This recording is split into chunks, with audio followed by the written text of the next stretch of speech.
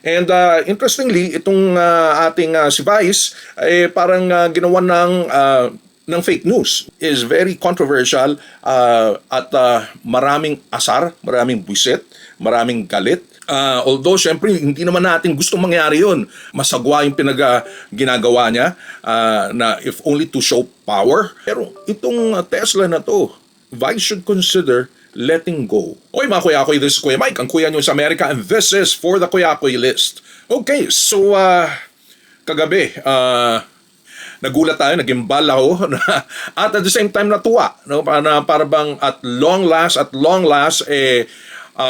may nangyari na dun sa supposedly case against President or ex-President Duterte na na-check at nausisa ng International Criminal Court sa mga pangyayari sa supposedly or allegedly pa ba yun, yung extrajudicial killings na kung saan libo ang mga pinatay, no, without due process, na pinatay lang, pinaslang lang at sinabing addict or pusher, or let's just say naswertihan lang na na bigla na lang sa police encounter may mga biktima na kung saan hindi naman sila kasali, yun nga, because of the buy bust operation supposedly namatay. No, we don't know kung anong mga pangyayari na to, pero marami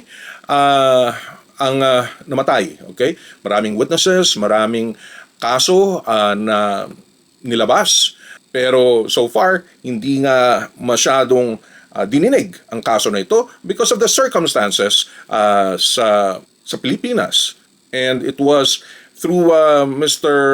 Trillanes na kung saan talagang pinush ito sa International Criminal Court, at that was investigated through the help or assistance supposedly ng Marcos government right now, or even without the help of Marcos government, talagang masusi na pinag-aralan at inimbestigahan ng International Criminal Court. And ngayon nga, or kagabi nga, talagang dinala, so mabilisan, no, na dinala si ex-President Duterte sa The Hague, Netherlands, para lubos na ma-check at magkaroon ng trial mismo. So hindi pa siya nalilitis as a criminal. I don't think so, dahil after all ngayon talagang lilitisin pa lang siya.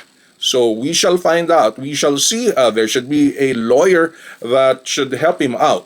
And interestingly, itong ating si Vice parang ginawa ng fake news na kung saan sinasabi na Vice was on the side of ex-President Duterte, which is kind of weird kasi sa huling presidential election, kitang-kita naman natin na Vice was with the kakampings, no, kay Leni Robredo, and kumbaga talagang lumipat na siya dun sa mas maliwanag.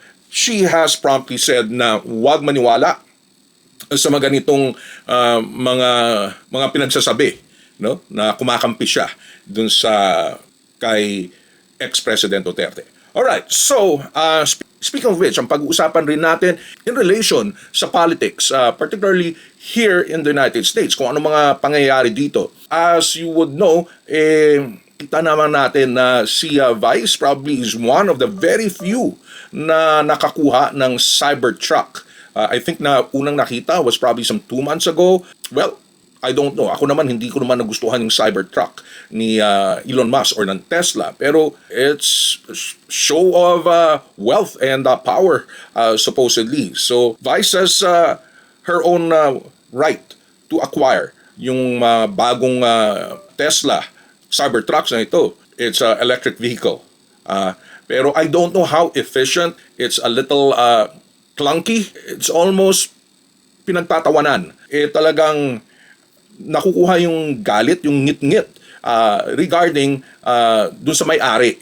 And Elon Musk right now is very controversial at maraming asar, maraming buwisit, maraming galit dahil sa mga ginagawa niya rito sa Amerika. Ginawa siyang head ng DOGE or DOGE ni Trump. At primary purpose actually is maging supposedly efficient at magbawas ng gastusin ng gobyerno. Pero parang it was almost indiscriminate or hindi yung parang pinag-aralan. So marami talaga ang tinanggal just like that. Buo or malaking bahagdan ng gobyerno. Almost parang gusto niya gawing skeletal force ang number of people na magtatrabaho sa government. Pero yun nga ang paninindigan ng Trump administration at ni Elon Musk. So because of that, maraming galit, no? Within the United States and even Canada, na kung saan naman nagkakaroon ng mga tariffs, no, trade war between inumpisahan ni Mr. Trump. So kumbaga, because of association, itong mga Canadians na pinupunteriya lagi ng trade war ni Trump, galit na galit rin kay Elon Musk. Binu-boycott ang itong mga Tesla. In Europe, mas masagwa, no, lalo na sa France, sinusunog. Although syempre hindi naman natin gustong mangyari yun, even lalo na sa Germany na kung saan very sensitive sila sa ginawa ni Elon Musk. Itong nga yung inauguration na kung saan nag-hail supposedly iconic na galaw ng Nazi Germany. Ewan ko kung kailangan masabi ko pa yung pangalan, pero alam nyo naman yun, di ba? Si Adolf, masagwa yung ginagawa niya na if only to show power. Really, right now, Musk is called an enemy. Lahat ng mga produkto niya is talagang bumaba ang sales, bumagsak 50%. Yung stocks ng Tesla mismo bumagsak din. Even right now, napakalaki ng pagkabagsak. Bilyon ang nawala sa value ng Tesla. So, alam natin na si Vice very into kung ano yung tama.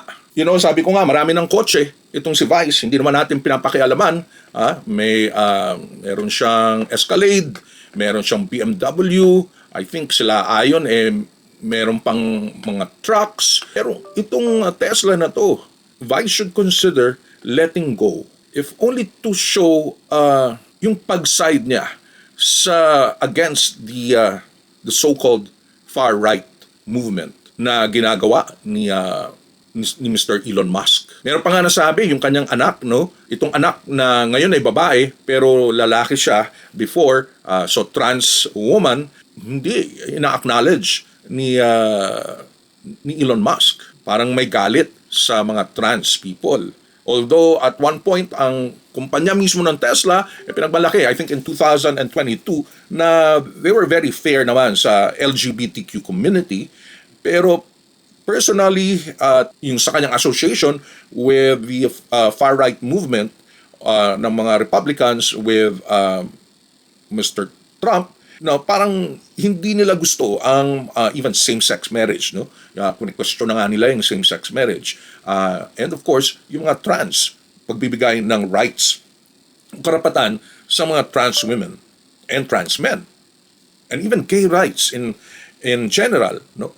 So, kumbaga, should Vice, maybe not right away, at least reconsider yung pagkakaroon ng Tesla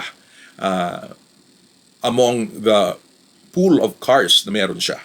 Kailangan na bang i-let go ni Vice ang kanyang Cybertruck? Of course, this is going to be a decision to be made by Vice. Probably she will keep it.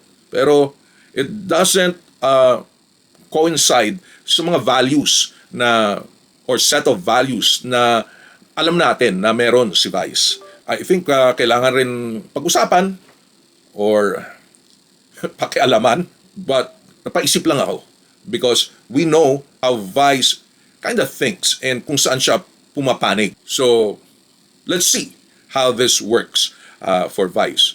Alright, again, ito po si Kuya Mike of the Kuya Kuy List. Until next time.